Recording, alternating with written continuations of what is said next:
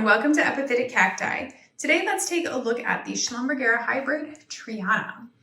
Triana is a little bit interesting because it has a little bit of Orssichiana. It's not like a full half hybrid of Orssichiana, so it really is only a quarter hybrid of Orssichiana, but as you can see here, like the clades and everything, they're very Orssichiana-like.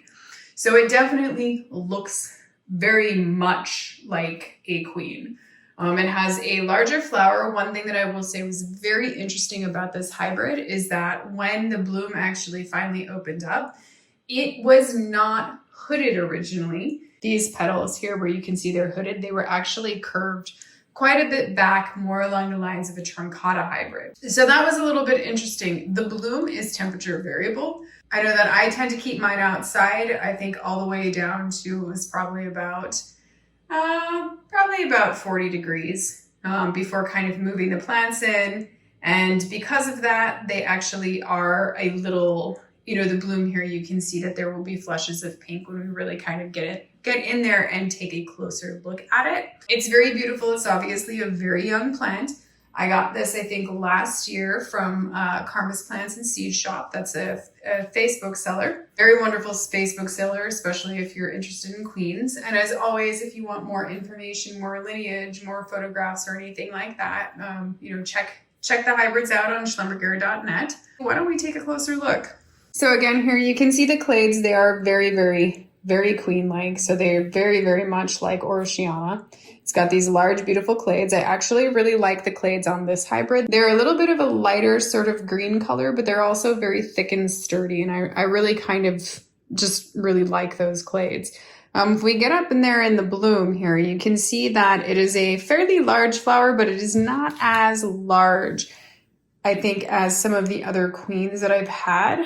So it's not super large. And like I said, this hooded appearance here, the way that these petals here are actually folded down, they're curved downward.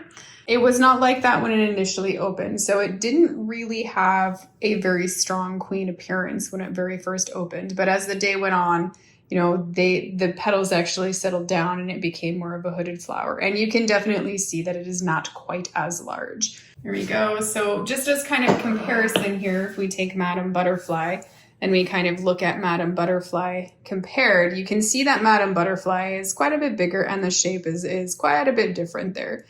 You can see the fattening of the petals here, which would be more of a truncata kind of occurrence there. So you can definitely see, the flower tube's probably a little bit shorter and a little bit fatter, so you can definitely sort of see that it is a little more truncata-ish, but it is still quite beautiful because it still does really kind of have that queen appearance.